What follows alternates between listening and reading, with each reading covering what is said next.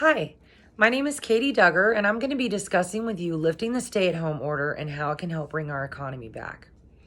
How would you like a brand new world, a new chance at life? If we do not reopen our country and get our economy going again, we could fall into another Great Depression. We can prevent that from happening. We need to lift the stay-at-home order now so that Americans can get back to work and restart our economy. My business is shut down, and I had to file for unemployment for the first time in my life. I was denied. I now go to protest to help get our country reopened.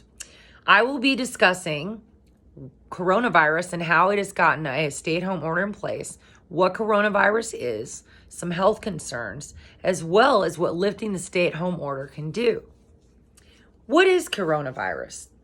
Coronavirus is a very fragile protein molecule, or DNA, covered by a protective layer of fat.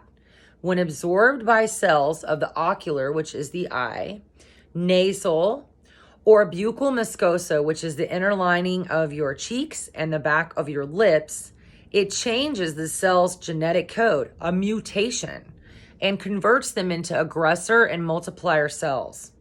This is from Johns Hopkins Hospital. Pretty much, it's a weak virus. Did you know that heat can kill this virus? Yes, heat melts fat. And by dissolving the fat layer, the protein molecule disperses and can break down on its own.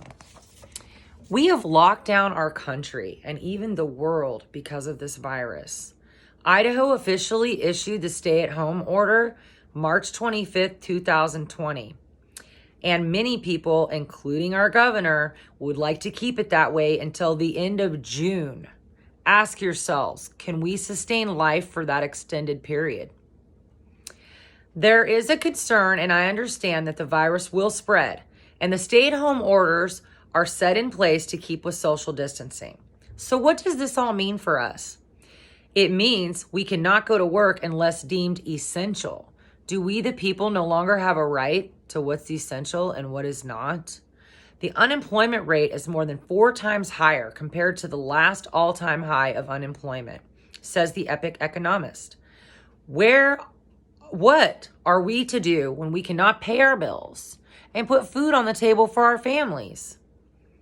If we lift the stay-at-home order, people can get back to work, small businesses can be up and running, and keep the economy going by paying their employees. Simply put, when people earn a wage, they can buy things in order to survive and pursue happiness, thus having a healthy economy. If people cannot work, they do not earn income and therefore can buy nothing, halting the economy and bringing forth poverty. Now let's ask, is the cure worse than the disease? James Stock of Harvard University stated, if we keep the shutdown going for 2 months more than we need to, that will be a costly mistake. If we lift the shutdown 2 months too soon, that would be a costly mistake.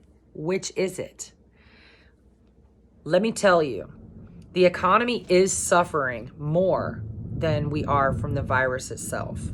People cannot survive if they have no income to sustain life. No one is arguing that lifting the stay-at-home order would make the economy worse. So let's discuss the health concerns. Granted, people are dying of COVID-19 and those lives do matter. Both sides are saying this. I need to make it clear that even one person dying of any virus is one too many. However, let's look at some statistics. We have more than 6.6 million Americans out of work right now. This is per the Department of Health due to the shutdown. It is said that 58,000 people have died of coronavirus in the U.S. thus far. America's population, 330.6 million. While the death toll matters, that is only 0.00018% deaths, way less than 1%, versus the unemployed, which is at 2% and rising.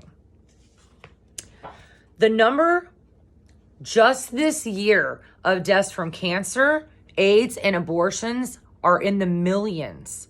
The common flu, cigarettes, and alcohol deaths are far higher than the deaths from coronavirus, yet you don't see them shutting the world down over these losses of life.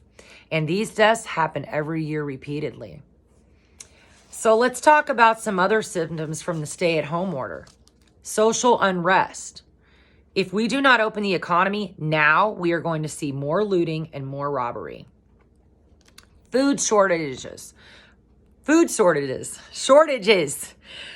With farmers and agricultural folk going broke, how are we going to sustain life? Both of these points can cause more death than the virus in the long run. Many people live paycheck to paycheck, making it impossible for most to survive more than 2 months. In conclusion, the government needs to lift the stay-at-home order and solve the problem of this invisible enemy before our economy suffers irreparable damage. We need our country to work.